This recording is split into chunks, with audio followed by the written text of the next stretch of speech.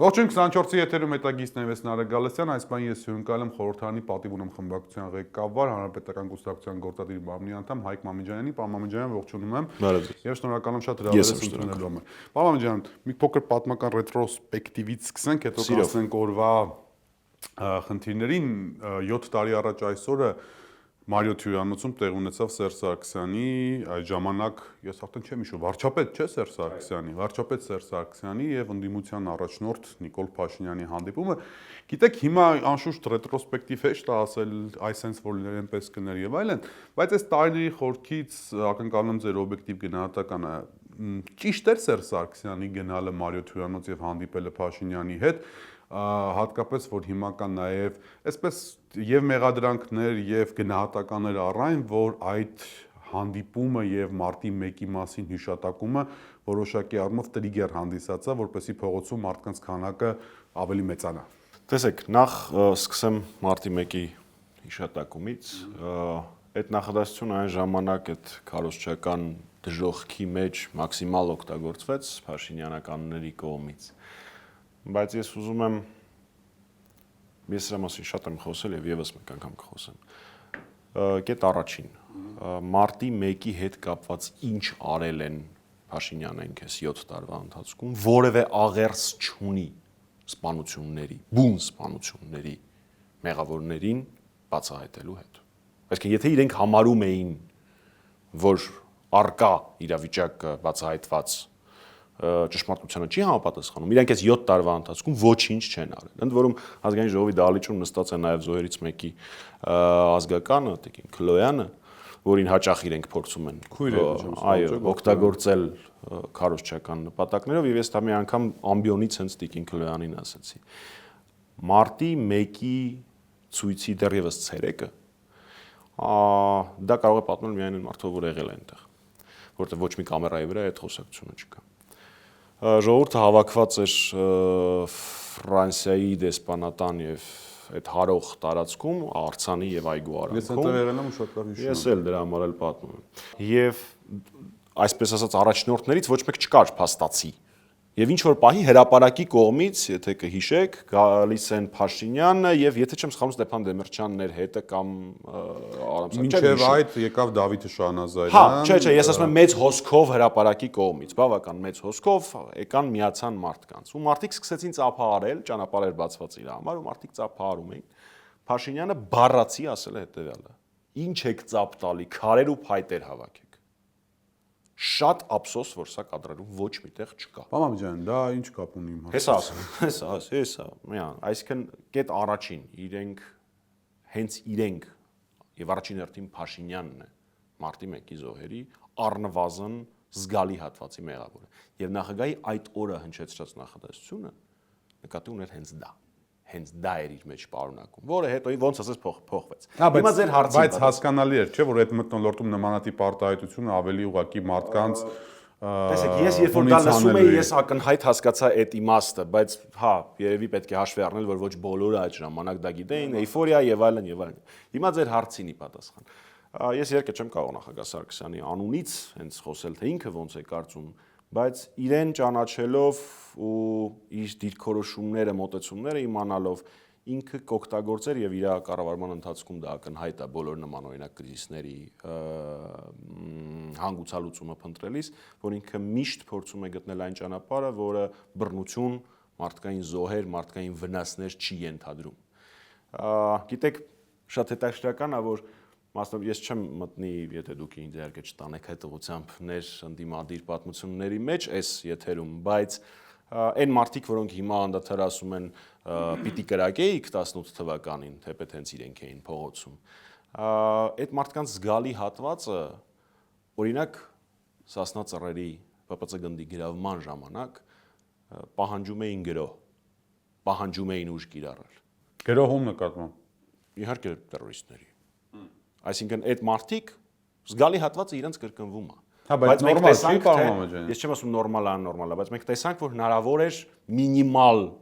վնասներով Չտեսանք 18 թվականի մինիմալ վնասները մինչև այսօր ներողություն, ես ծռերի մասին էի խոսում։ Ես ծռերի դեպքերի մասին էի խոսում, որ գրոհը շատ ավելի մեծ հետևանքներ էր բերելու, քան ես զուգահեռն եմ ընդհանրապես։ Այնպես որ 7 տարի հետո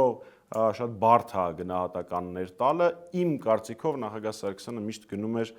հայի կյանքը պահելու եւ մարդու կյանքը ամենակարևոր հասկացություն պահելու։ Հասկացա, բայց իմ հարցը հետեւյալն էր, չեք կարծում, որ դա հանդիսացավ տրիգեր, որից հետո բնակչությունը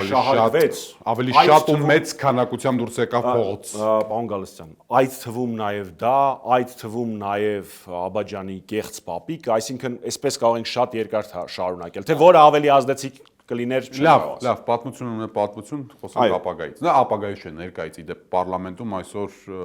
հերթական միջադեպը տեղի ունեցավ ծեծ կրթուկ եւ այլն։ Դուք, չգիտեմ, այնտեղ եք այդ բանը դահլիճում են, ինչ պատահեց, ինչն էր պատճառը։ ՔՊԱ-ականները կարծում են, որ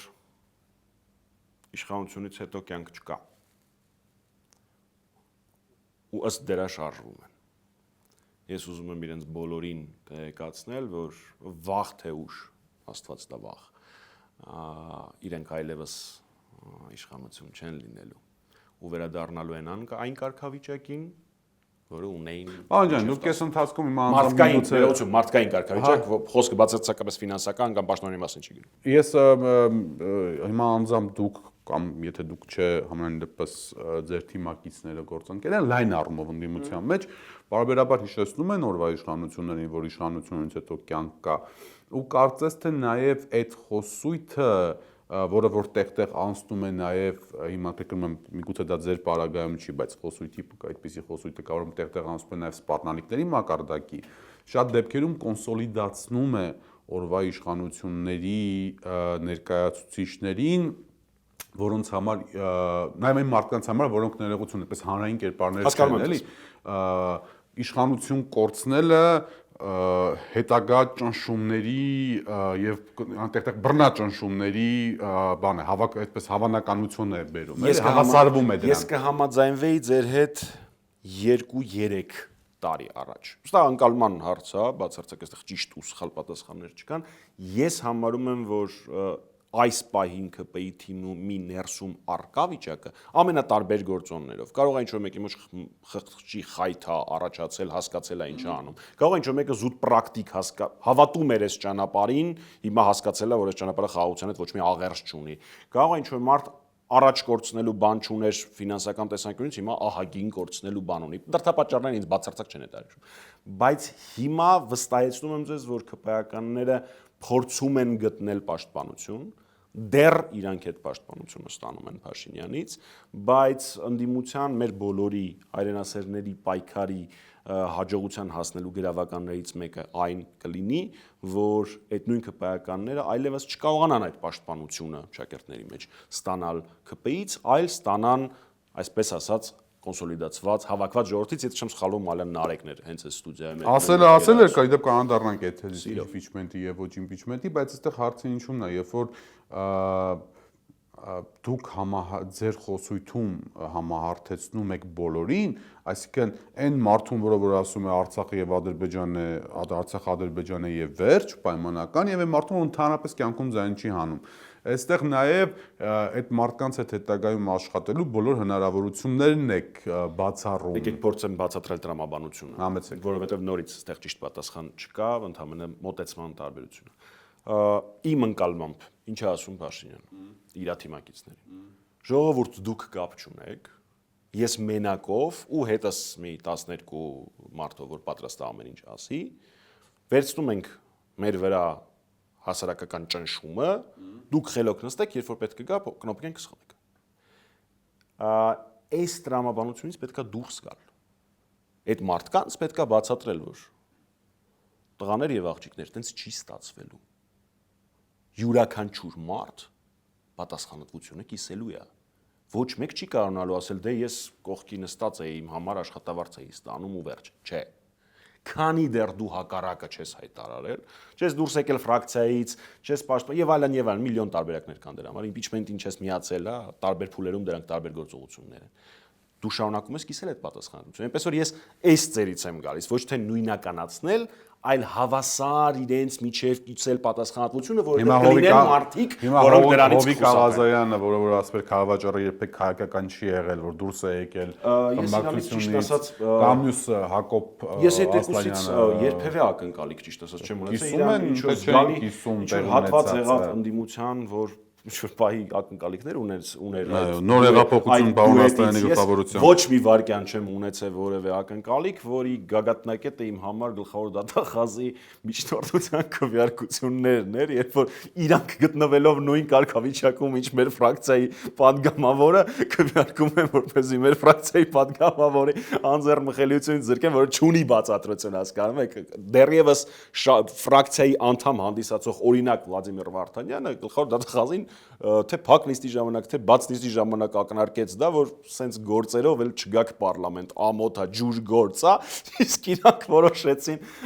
մի խոսքով, չէ, ես այդ ակնկալիքները, այո, Մարկարյան Տարոնի գործի մասին է խոսքը, այդ ակնկալիքները ես երկուսից չունեմ։ Լավ, պարոն Մամեջանյան, հիմա այս պահին ընդդիմության ներսում ծավալվում է մի գործընթաց, որը կարծես թե առաջնորդում են Նարեկ Մալյան եւ Էդգար Ղազարյան, եւ կոչվում է այն իմպիչմենտի գործընթաց։ Ես հիշում եմ, որ դուք ճեպազրույցներից մեկի ժամանակ ասացիք, որ այո, իմպիչմենտը այն տարբերակն է, որով հնարավոր է հեռացնել Փաշինյանին։ Ես այս հարցը Նարեկին տվել եմ, հիմա կուզեմ նաև ձեզ հնչեցնել։ Ընդդիմության ներսում անգամ փոխհարաբերություններն ու փոխհրաձգությունը հասել է այն աստիճան ու այն մակարդակի, որ տեղ-տեղ անցնում է անձնական վիրավորանքները։ Հիմա սա մի իրականություն է։ Երկրորդ իրականությունն այն է, որ քաղաքացիական պայմանագիրը գոնե արտակուց շատ կոնսոլիդացված է։ Եվ երրորդ իրականությունն այն է, որ այս պահին փողոցում որևիցե ընդդիմադիր չկա, գոյություն չունի։ Բառերը գեղեցիկ են հնչում, բայց դրա տակ դրված մեխանիզմները դուք ձեզ համար, լավ է թե անգամ ասեք հիմա ես չեմ թող Մալյանը պատասխանի, դուք ձեզ համար պատկերացնում եք թե ոչ։ Երկար եմ պատասխանելու։ Համեցեք ու ես չեմ ամեն բաղադրիչի։ Ես չեմ ընդհատելու, խոստանում եմ։ Կտոր, ուրեմն ՔՊ-ի ներսում կուր ՔՊ-ի թմի կուր լինելը դժնասած իմ կարծիքով նույնիսկ տեսանելի է այդպես չի, բայց իրականում դա այդպես չի ու դա ունի շատ པարզ մի հատ դատապատճառ։ Հա, ինձ թվում է նույնիսկ արտակուստել այդպես չի, բայց հարց չկա։ Դա ունի ընդ որում մի հատ շատ པարզ դրդապատճառ, փողը։ Այսինքն ԿՊ-ի ներսում կան մարդիկ, որոնք ընդ որում այն երկուսի դուրս գալը նաև դրա դրդապատճառներից մեկը դա, որոնք ասում են լավ, չհասկացա, այսինչը հարստանում է, այսինչը հարստանում է, այսինչը հարստանում է, իսկ ես միայն հայհոյանքներ եմ ուտում։ Ու առաջանում է այդ դիսոնանս։ Դա ընդդիմադիր պատգամավոր լինելու ճակատագիրն է, պարոն Մամեջյան։ Ներսում իշխանական պատգամավոր լինելու ճակատագիրն է։ Չնայած ընդդիմադիր պատգամավորներն են ստանում, բայց դե հերթով հատ ձեր ասածներին անդրադառնում եմ։ Հաջորդ, ես վերջին ճեպազրույցի ժամանակ դա չասացի, ես դրա մասին եւ հանրապետական կուսակցությունը եւ հանրապետականի խմբակցությունը դրա մասին խոսել եմ միշտ շատ པարզ բացատրությամբ, որովհետեւ մենք համարում ենք, որ ուղիղ հրաժարականի պահանջը հա հնարավոր է թեորիապես, բայց մեզ թվում է, որ նույնիսկ եթե մի 150,000 մարդ հավաքվի, ամբողջ Հայաստանի պետական համակարգը պարալիզացվի, Փաշինյանը իր ոտով գնացողը չի։ Եվ ելնելով այդ կանխադրույթից մենք որոնել ենք այլ ճանապարհներ ու եկել ենք այն եզրակացության, որ այսպես կոչված իմպիչմենտը, այսինքն անվստահություն հայտնելը, այն ճանապարհն է, որը լավագույնն է իշխանապողության հասնելու համար։ Ավելին ասեմ, ես սրա մասին մի քանի օր առաջ եմ ասել, խորին հարգանքով եւ այն մեծ մասնակցությամբ, որը հանրապետականը ունեցել է Սրբազան պայքարի ժամանակ, Բագրատ Սրբազանի հետ նոր սկսվող կոնսուլտացիաների ժամանակ մենք առաջարկել ենք չգնալ ուղիղ հրաժարականի ճանապարհով, բերելով այս պատճառաբանությունները։ Մի ինչ որ ժամանակահատված Սրբազան պայքարը գնաց, ընդ որում, երբ որ Բագրատ Սրբազանը համարեց, որ սկզբից պետք է փորձել ուղիղ հրաժարականի ճանապարհը, մենք նույն էներգիայով, նույն ավյունով շարունակում էինք աշխատել, ընդամենը մեր կարծիքն էինք ասել։ Ինչ որ պահի ինքն էլ համաձայնվեց, որ այո, իմպիչմենտը ավելի լավ տարբերակ։ Ես սա ուզում եմ բացատրեմ նրա համար, որ հանրապետականը միշտ է խոսել, որ իմպիչմենտն է լավագույն լուծումը։ Ինչ վերաբերում է առաջին անգամ իմպիչմենտի մասին խոսել է 22 թվականին իշխանը դիմադրության շարժման ժամանակ իշխան Սաղաթելյանը հարթակից եւ նրա կողքին կանգնած էին իշխանը խոսա, թեկուզ Հայկ Մամեջյանը ով ուզում է թող խոսա, ինձ բանը բացատրեք։ Մեխանիզմները մեխանիզմը վերջինն եմ ասելու, մինչև այդ ասում եմ ձեր ասացին կապված ընդդիմության ներսում իրավիճակի։ Իմ համար իհարկե զզվելի են բոլոր այն մարդիկ, ովքեր եղբայրական կրակ են բացել մեր վրա 7 տարի, որոշ մարդիկ 17, որոշ մարդիկ 4 տարի շարունակ, ուղղակի միակ բանը, որ հիմա փոխվել է, դա իրանք սկսել են անել իրենց անունով։ Այսինքն, երբ որ նախորդիվ շարժումների կազմակերպչականի կամ քննարկումների ժամանակ մենք նստում էինք, կարող է ես չգիտեի, որ այսինչ մարդը, որը կողքս նստած, աստեղից դուրս է գալու ու գնա ֆեյքով նախագահի կամ նախագահ Սարգսյանի կամ իմ կամ հանրապետականի մասին ինչ-որ բան գրի։ Այսինքն մեծ հաշվով, երբ որ բերում են այդ ընդդիմության մեջ հարկա, ոչինչ չի փոխվել։ Փոխվել ամենակեն, որ սկսել են պատասխանել։ Ուղիղ դեմքով բաց տեքստով խոսում եք։ Անկեղծ իմ համար դա փոփոխություն չի։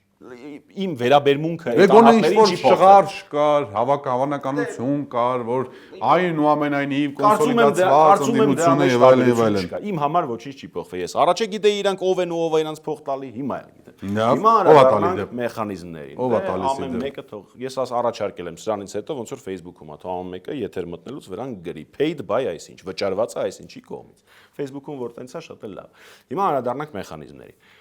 Ես դրա մասին հայտարարել եմ մի քանի օր առաջ, եւս մեկ անգամ եմ հայտարարում, որ հանրապետականի խմբակցությունը այս պահի դրությամբ տեխնացու չունի, բայց պատրաստ է միանալ ցանկացած տեխնացուի քննարկմանը, ընդ որում զերոյական ամբիցիայով մաքսիմալ կառուցողական մենք հայտարարել ենք, որ մեր առաջին նպատակը իշխանափոխությունն է, մեր նպատակը իշխանափոխությունն է, մենք ամբիցիա այս պահին չենք ներկայացնում դրա հետ կապված, այսինքն մեր հետ բանակցությունը ինչպես է 7 տարիների ընթացքում, այնպես էլ հիմա շատ հեշտ ալեն։ Մոտեցումը Մալյանի եւ Ղազարյանի առ այն, որ սկզբից process-ը սկսի, որը գեներացնի փողոց, գուցե աշխատի։ Մինչև այսօր միշտ հակառակն ենք փորձել։ Փողոցը որը գեներացնի։ Իրանք հակառակ ճանապարհն են տեսնում, ընդ որում ես ամեն դեպքում չեմ կարող չասել կոչ կանեմ կոռեկտության սահմանները չանցնել,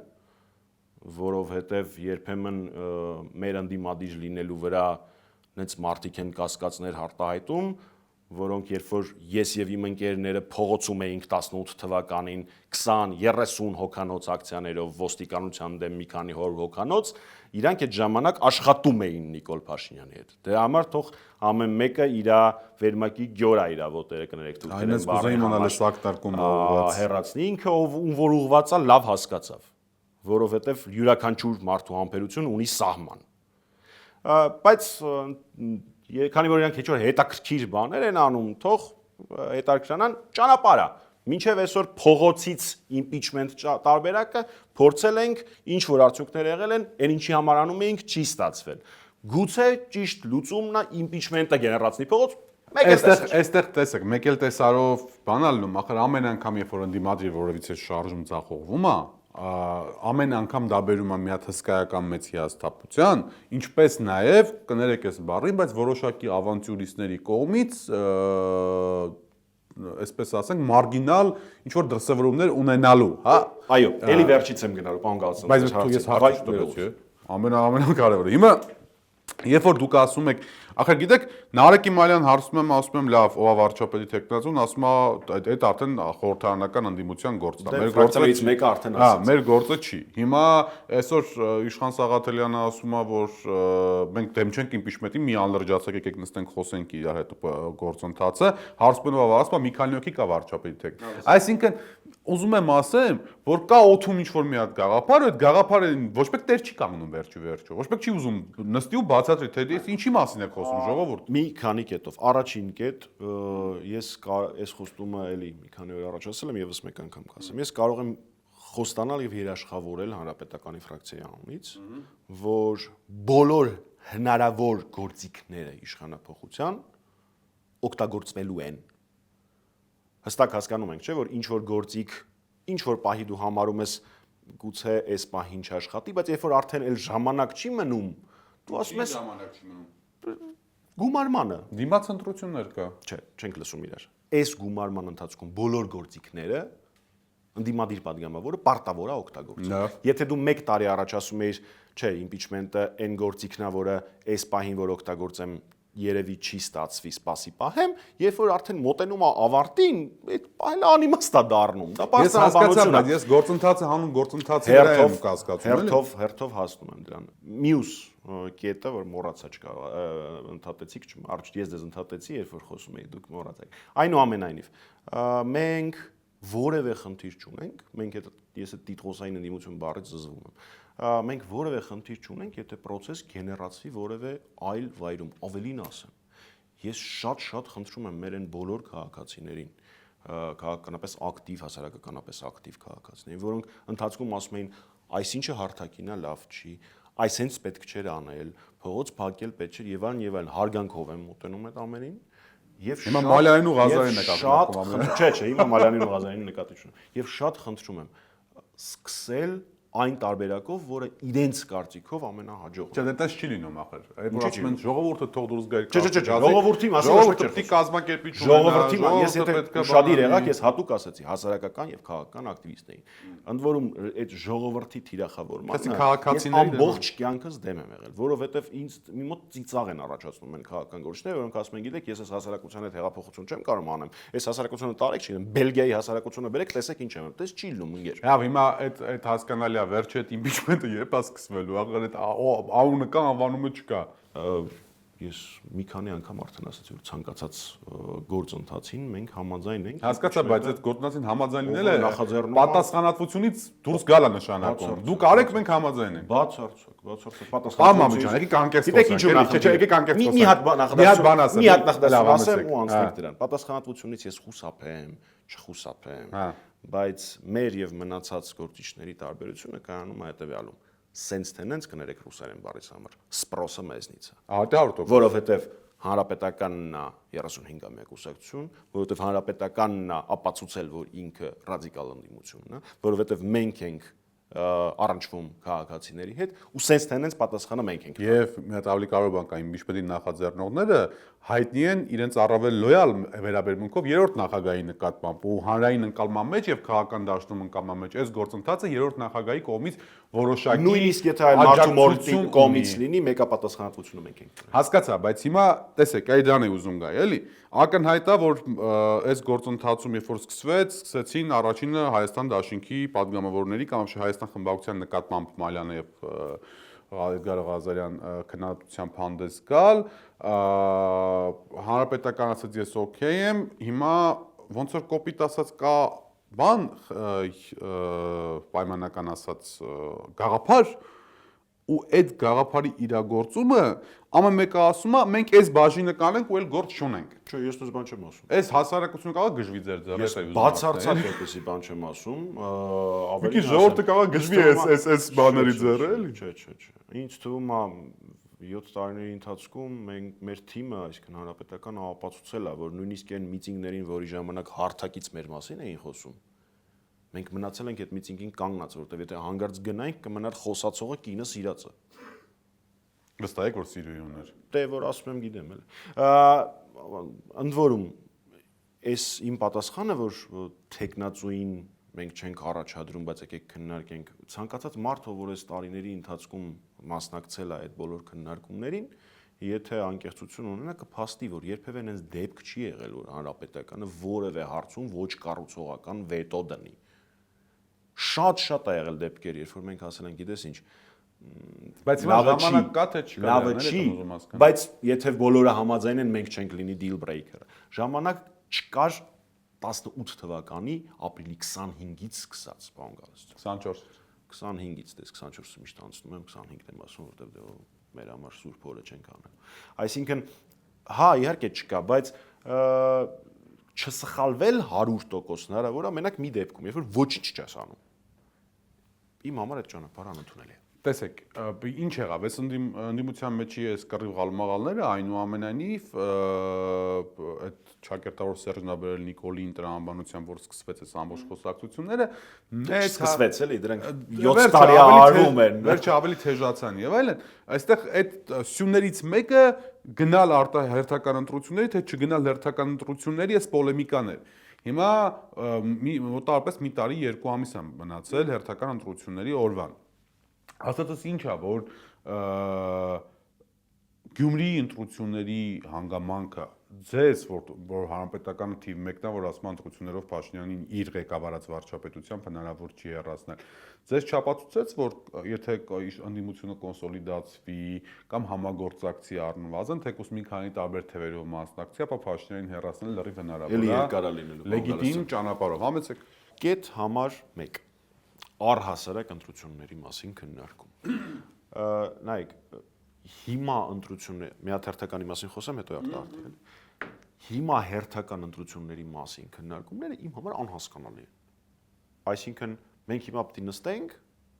ու ունենք օրերը հաշվենք, քանի օր է մնացել։ Չէ, պատրաստվեք։ Ինչ, այսինքն ես պետք է ասեմ մյուս կուսակցություններին, որ ընտրություններին պետք է պատրաստվեն։ ժողովուրդ կուսակցությունները պետք է ընտրություններին պատրաստվեն։ Հանրապետականը իր ռեսուրսը լավ գիտի իրան ինչքան ժամանակ է անհրաժեշտ։ Այս կամ այն գործը գաղափարի մասին է, պարոն Մամեջան, չէ,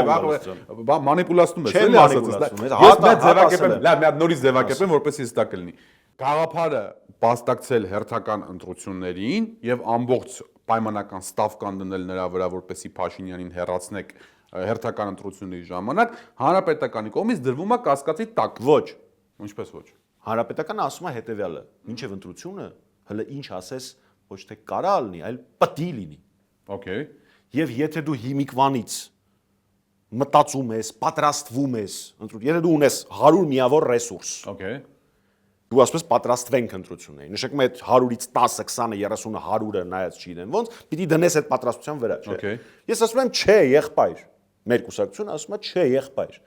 Մինչև ընտրությունը հələ գործ կա անելու։ Եկեք ամեն մեկը ասես 100 միավոր, մեկինը 100-ա, մեկինը 10-ա, մեկինը չկա։ Դնենք մյուս գործընթացների, impeachment եք անվանում, փողոցային կոնսոլիդացիա, ոնց ուզում եք անվան, դրա վրա հիմիկվանից չսկսենք փողոցային պայքարի տեղը քարոզ արշավով զբաղվել։ Երբ որ ընտրությունների ժամանակը գա, այդ ժամանակ արդեն թողում մեկը ասի ով կմասնակցի, ով չի մասնակցի։ Մենք ներողություն, սպաս, երկար, խոսք եմ տվել երկար ալնելու, խոսքել ծվե ոչ ես ընդհանրապես։ Մենք գիտենք մեր ռեսուրսը, մենք գիտենք ընտրությունների պատրաստվել, մնացածը, եթե իրանց հիմիկվանից է պետք պատրաստվել ընտրությունների, դե արդեն իրանք գիտեն։ Այդ կետ համար մեկ ընտրությունների հետ կապված հերթական։ Արտահերթ ընտրությունների օրակարգի վրա ոչ ես, ոչ դուք զերո ազդեցություն չենք կարող ունենալ ազդեցություն որևէ։ Դա նշանակում է Փաշինյանը։ Երկրորդ հարցն է, որ կա այնտեղ մի կետ, եթե ինքը երկու անգամ հրաժարական տա ու այդ ընթացքում առաջադրվի այլ տեխնացու, որը նույնպես չընտրվի, ինքը չի կարող մնալ ԺՊ։ Հա, երբ որ դրա ժամանակը գա, դրա մասին կխոսենք։ Մենք այդ օրենքի կարգավորումը շատ լավ գիտենք։ Բայց ամենայն դեպս այդ process-ը մենք չենք գեներացնում։ Լավ։ Փաշինյանն է գեներացնում։ Լավ։ Այդ դրա քննարկման հաճույքը ո՞րն է։ Այսինքն էդ էլ իմաստ չունի, չէ՞ հիմա քննարկի։ Այսինքն նստենք, բանը կոպեկ գցենք, կնշանակի թե չի նշանակի, կնշանակի թե։ Ընդ որում էս սրա մասին էլի բան ասեմ, իմ համեստ կարծիքով Փաշինյանը կբերի պարլամենտ օրենսդրական փոփոխություն, դա սահմանադրական օրենք է, ինքը ունի այդքան ձայն, փոխելու համար, որ հանրաքվեն եւ ընտրությունը համապետական արվեն նույն օրը։ Դա ունի լիքը տեխնիկական, զուտ տեխնիկական ընտրությունների կազմակերպման խնդիրներ, այո, որովհետև դա միակ տարբերակն է, որով ինքը շանս ունի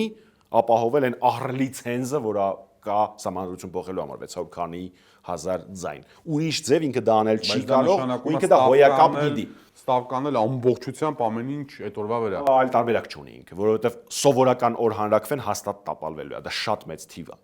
Ահռելի թիվ է ձայների, որը ինքը գիտի որ չունի։ Ու դու չես կարող այդ ժամանակ կիսել, բաժանել, ասել դե լավ 400,000-ը թողա ԿՊ քվեարկի, 200,000-ը բերովի ձայներից, 200,000-ը թող գնա լուսավորին քվեարկի, հետո մեկը մեզ են կպնելու կամ չգիտեմ, հանրապետության կուսակցություն, կարևոր չի, հա, հասկացաք տրամաբան, ուստեղ կամ այո է կամ ոչ է։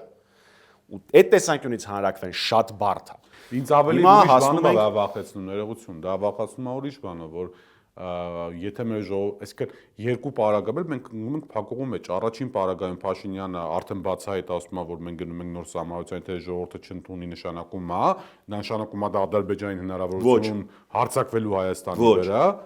իրենց տրամաբանությունն դրա պետք է պայքարել այսինքն մենք ձեր օգնությամբ մենք այդ պարագայում սարսափելի երկընտրանքի առաջ տաժանակիր աշխատանք չէ ժողովրդին տերորի ենթարկելու մասն է խոսքը հետ տաժանակիր աշխատանք պիտի տանեն հայրենասերները Փաշինյանը գալու է ասելու է եթե չընտրեցիք նոր սահմանադրությունը հա ահռելի գործ ալնելու, այո, ինքը ասելու է, ես խաղաղություն եմ բերում։ Դրան պատասխանը պետք է լինի հետևյալը, մենք շեղվելու եմ։ Այնուամենայնիվ, հասնելով Գյումրիին, ձեր հարցի ամենակարևոր կետը։ Ցանկացած ընտրական process-ի հետ առնչված մարդ ձեզ կասի, որ թիմը երբևէ պրոյեկտելի չի համապետական ընտրության վրա։ Ամբողջ Հայաստանի բոլոր քաղաքներում եւ գյուղերում չի, որ կան անձնական մեծ հեղինակություն եւ մեծ տոհմածառ եւ մեծ ընկերական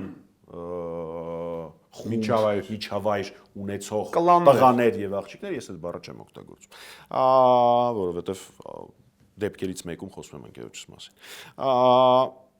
որոնք կարողանան ապահովել նույն արդյունքը։ Չի կարելի Գյումրիում ինչ որ եղավ շատ լավ է որ ԿՊ-ն չստացավ իշխանություն, բայց հենց այդ ձևակերպում, բայց դա պրոյեկտելի չի համապետականի ժամանակ, բացարձակ պրոյեկտելի չի։ Ու նորից ոչ մեկին չթվա, որ հանրապետականը ասում է ընտրություններին չի կարելի մասնակցել եւ մենք դա երբեք չենք ասել։ Մենք ասում ենք ընկեր, մինչեւ ընտրությունները հələ գործիքներ կան։ Եթե դուք ունեք այսքան ռեսուրս, խեք այդ ռեսուրսի մի մասը դնում այդ ընտրությունների պատրաստվելու։ Եկեք բոլորս մեր մաքսիմալ ռեսուրսը դնենք, մինչև ընտրություններ հարցերը լուծենք ու նորմալ ընտրության գնանք։ Դե եւիկ ասում են տառապակցները սփորձ ունի, չի ստացվում մինչեւ։ Նորից եմ ասում, 100% չի ստացվում մենակ մի դեպքում, իմիջիայլոց հիշեցի ինչ պետք է ասեի։ 100% չի ստացվում մենակ մի դեպքում, երբ որ չես փորձում։ Իմիջիայլոց հիշեցի ինչ պետք է ասեի նախորդ ձեր հարցի հետ կապված։ Դուք ասացիք, որ ամեն անգամ ընդդիմության իրենց արդյունքին, մեր արդյունքին ուզած չհասնելը բերում է վատ հետևանքի։ Մասամբ համաձայն եմ, բայց երկու արձանագրում պիտի անեմ։ Արձանագրում համար 1. Յուրաքանչյուր հաջորդ փողոցային շարժումը եղել է ավելի մեծ, քան նախորդ։ ՀՓՇ, դիմադրություն, սեփազան պայքար։ Որտեղ ամեն անգամ ավելի շատ է լինում ձեր նկատմամբ բաները, սպասելիքներ են պատճառով, որ նոր հակառակն էիք Հայաստանում, չէ, հակառակ երբեք չեմ ասել։ Չէ, դուք նոր ասացիք, որ ամեն անհաջողությունը բերում է հիասթափության, բայց փաստացի մարդկանց եւ դրա համար ես անսպառ շնորհակալ եմ մեր քաղաքացիներին, ամեն անգամ մասնակցող քաղաքացիների թիվը մեծանում է։ Չէ, այդ մեկ, պարոն Մամեջան, ամեն անգամ Փաշինյանը մի բան է անում, որը անդառնալի հետևանքներ ունենում Հայաստանի համար։ Թող Հայաստանը կործանի, լիքը մարդ կհավաքի, դա տրամաբանություն է։ Չէ, համաձայն չեմ, որովհետև իմ համար նոյեմբերի 9-ին ու մայիսի, անցած տարվա մայիսի 9-ին էր մեծ հանրահավաքը։ Այո։ Մայիսի 9-ին, այսինքն ես որևէ նոր բան չեմ իմացել։ Ոչ չեք տեսա, Արցախը չկար, չէ։ Նոր բան չեմ իմացել, այսինքն ես նոյեմբերի 9-ին գիտեի մոտ ինչա տեղի ունենալու։ Ես եթե ասես ավելի շատ մարդու աչքերա բացվում, գուցե, բայց հիմա ավելի շատ մարդու քրոնոլոգիան եմ ուզում հիշեցնել։ Հանուն հայրենիքի փրկության շարժման ժամանակ նոյեմբերի դիմադրությունը նշաձողից հետո էր, Պրահայից հետո եւ նշաձողից է, Պրահայից առաջ եւ նշաձողից հետո է։ Պրահայից հետո կակաս բան չի եղել։ Եվ դրանից մյուսն էլ Արցախի կործանումից հետո էր։ Այսինքն այդ տրամաբանությամբ ավելի շատ սրբազան պայքարը Արցախի կործանումից հետո չէր։ Սրբազան պայքարը փաստացի սկսեց դեմարկացիայի դելիմիտացիայի։ Հասկացա, բայց 23 թվականի հոկտեմբերին մենք կորցրեցինք վերջնական Արցախը։ 24 թվականին սկսվեց սրբազան պայքարը, այդ տրիգերները, գուցե այդ տրիգերներն են։ Ասած որ երբ որ դուք ասեք ամեն անգամ շատ մարդ է հավաքվում, թող Փաշինյանը Հայաստանը կործանի ավելի շատ մարդ կհավաքվի։ Այդ է ստացվում։ Աբսուրդային տրամաբանություն է, պարզա որ ոչ ու դրան ոչ մեկ չի սպասում։ Ու մի բան էլ ավանտյուրիստների հետ կապված։ Ես շատ մեծ խնդրանք ունեմ առաջին հերթին մեր քաղաքացիներից, ես գիտեմ որ դուք այդպես եք անում, բայց նաև բոլոր լրատվականներից։ Այն ահռելի քանակը մարդկանց, ովքեր լավ է բառեր չընտրեմ, զզված են բոլորիցս, դա շատ մեծ տոկոս է մեր հասարակության մեջ, դա շատ պարարտ հող է քաղաքական ավանտյուրիստների համար, ընդ որում այն անձը, որը հիմա գտնվում է Ամերիկայում անազատության մեջ, բան է, հեքիաթ է թվալու համեմատ մնացած բոլորի, որ կարող են լինել այդ համատեքստում։ Դրա համար շատ եմ խնդրում նախ լրատվականներին, որպեսզի դադարեն հիմար մարդկանց հայտնի դարձնելը, սա առհասարակ մեր ժամանակաշրջանի մեծագույն խնդիրն է, հիմար մարդկանց հայտնի դարձնելը։ Այո։ Եվ երկրորդը շատ խնդրում եմ մեր քաղաքացիներին շատ զգույշ լինել, որովհետև հիմա այդ ավանտյուրիստների տենց ծաղկման շրջանն է, իրար վրա ռաստայեկել, կներեք բառից համար, մի քանի պարարտ դրա համար հող, մեծ քանակությամբ բոլորից հոգնած քաղաքացիների թիվ, այսինքն ոչ մեկին չվստահող քաղաքացիների գալիք ամեն դեպքում 26 թվականի ընտրություններ, իշխանությունների նկատմամբ առկա ատելություն, այս բոլորը իրար հետ որպես կանոն բերում են խայտառակ պոպուլիստ ավանտյուրիստների ծնունդին, շատ խնդրում եմ զգույշ լինենք բոլորս։ Այդպեսին պատմական բոլոր շրջաններում այ դեպք, երբ որ նայում ես պատմությունը, մշտապես տեսական վերջին հարցը ակնկալում եմ կարճ պատասխան պարոն Մամեջյան։ Ես հեռու եմ իմ մտքից, որ ԿՊ-ն եւ մասնավորապես Նիկոլ Փաշինյանը որևիցե քարոզչությունից տակը ռացիոնալ եւ սառնասիրտ հաշվարկ չի դնում։ Մարդիկ կան ասում են էմոցիոնալ է մյուսը եւ այլն, իմ կարծիքով ինքը ամեն ինչի մեջ ռացիոնալ հաշվարկ է դնում։ Ինձ կարող է կացել արցախցիների նկատմամբ ձեր կարծիքով անշուշտ ատելության այս ինչպես ասեմ կամպանիան, որ ծավալվեց, հիշեցնեմ այդ աղբը, որ տարածվեց եթեր, որ պետք է սպանել եւ այլն արցախցիներին, այնուհետեւ Խաչատուր Սուքիասյանի հայտնի հարցազրույցը, որից հետո ինքը կարծես թե այսպես փորձում էր անմեղանալ, բայց իրականում ինքը ավելի վատ ստացվեց, այսպես ասած, ու այսպես շարունակ, այսինքն այս ատելության քարոզը որ կա, սրա տակի սառնասիրտ հաշվարկը ձեզ ո՞րն է։ Կարճ չի ստացվելու բան գալիս։ Նախ ինչքա որ ստացվի քարոզչականի հետ կապված մի հատ բառ ասեմ ու անցնեմ ձեր հարցի պատասխանին։ Ես երբ որ հետահայաց նայում էի բոլոր պայքարների ընթացքում քարոզչական թեզերը հայրենասերների եւ իշխանության, մենք միշտ պարտվել ենք մի պարզ պատճառով, որովհետեւ բոլոր դեպքերում Փաշինյանի ասածը եղել է ավելի պարզ ընկալելի, քան մեր հակաթեզը։ Այսինքն ինքը 21-ին ասում էր խաղաղություն։ Մենք բացատրում ենք, որ դա խաղաղություն չի եւ այլն եւ այլն եւ այլն։ Ինքը հետո ասում էր Ադրբեջանի հետ բարեկամություն, մենք էլի բացատրում ենք եւ այլն։ Սա միշտ աշխատում էր Փաշինյանի օգտին ու մի անգամ աշխատեց իրան վնաս։ Անցյալ տարվա մայիսին։ Անցյալ տարվա մայիսին իր թեզը, կեղծ թեզը ավելի բարդ էր, քան մեր թեզը։ Մենք ասում ենք, ախպեր, 4 գյուղ ես հանձնում։ Շատ կարճ, շատ պարզ թեզ է։ Ինքը ստիպված էր հեքիաթներ հորինել, դա երբեք Հայաստան չի եղել եւ այլն եւ այլն։ Այսինքն հաջորդիվ քարոզչականը ապահովելուց մենք պիտի ուշադիր լինենք, որպեսզի մեր թեզերը պարզ լինեն, մաքսիմալ։ Սա քարոզչականի մասով։ Հիմա ձեր կետով։ Ես դրա մի քանի իմ ջալուց մտածում եմ հենց հիմա խոսելու ընթացքում, որովհետեւ չէի, այդ դիտակետից երբեք չէի նայ։ Կետ 1. Ատելությունը ամենալավ կառավարելի էմոցիան է մարդկանց կառավարելու։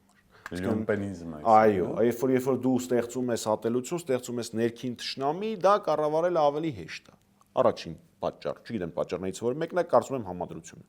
Երկրորդ, անել ամեն ինչ, որպեսզի մեր Ղարաբաղցի քույրերը եւ եղբայրները զզվեն, թքեն, թողեն, գնան, կներեք բառերիս համար։ Դա երկու ենթակետով որը իր մեջ պարունակում է եւ էլեկտորալ ռիսկ, երկու ենթակետ է, եւ պարունակում է գլխացավանքից պրծնելու հնարավորություն։ Այսինքն այս պահին, հա, երբ որ մենք խոսում ենք, խոսելու ընթացքում այդ երկու թեզը եկավ, այսինքն ատելության գեներացիա, որը կառավարելի է ինֆորմացիոն հոսքեր կստեղծի, եւ երկրորդ այդ համ խնդիրն ավերացնում իր կարճ ղելքով, համ էլ որպես գործոն ավերացնում։ Միշտ որպես կանոն ես ուղղակի կարճ դիտարկում անեմ ձեր թույլտվությամբ, եթե համաձայնեք փդրանից տոփակեմ եթերը, ցախողած կառավարությունները գտնում են որևիցե թշնամի կոնսոլիդացիայի համար։ Հայաստանի իշխանությունների պարագայում Ադրբեջանը դա չի կարող լինել հաշվի առնելով այն սարսափելի հետևանքները, որ կլինի այդ նույն իշխանությունների համար։ Ընտրել են ներքին թշնամի նախկինները, հա, ուստի ընտրել են նախկիններն արդեն կարծես նախկինները արդեն շատ քշած է, հաշվով, հա, չի աշխատում արցախցիների նկատմամբ այդ բանը եւ գտնվում են, կներեք, որ բան արեցի, գտնվում են արցախցիների մեջ մարդիկ, որոնց մեջ այդ թեզերը հույս ունեմ անգիտակցաբար ներդրվում են, չնայած իրանց քշողների պարագայում գիտեմ որ անգիտակցաբար չի, բայց ամենայն դեպս գոնե խոսողների պարագայում, որոնք օրինակ վեր են կանում ու ասում են որ սև ջիպերով մարդիկ Ղարաբաղից եկել են ստեղ, իսկ օրինակ Աննա Հակոբյանը մնացել էր Արցախում ու տենց ինչ որ ծիծաղալու բան է։ Սելավի, շնորհակալ եմ շատ, պարոն Մամեջյան։ Ես եմ շնորհակալ։ Հրավերս ընդունելու հետաքրքիր զրույցի համար իմ հյուրն էր խորհրդարանի պատիվ ունեմ խմբակցության ղեկավար, Հայաստանի Հանրապետական կուսակցության գործադիր մարմնի անդամ Հայկ Մամեջանյանը։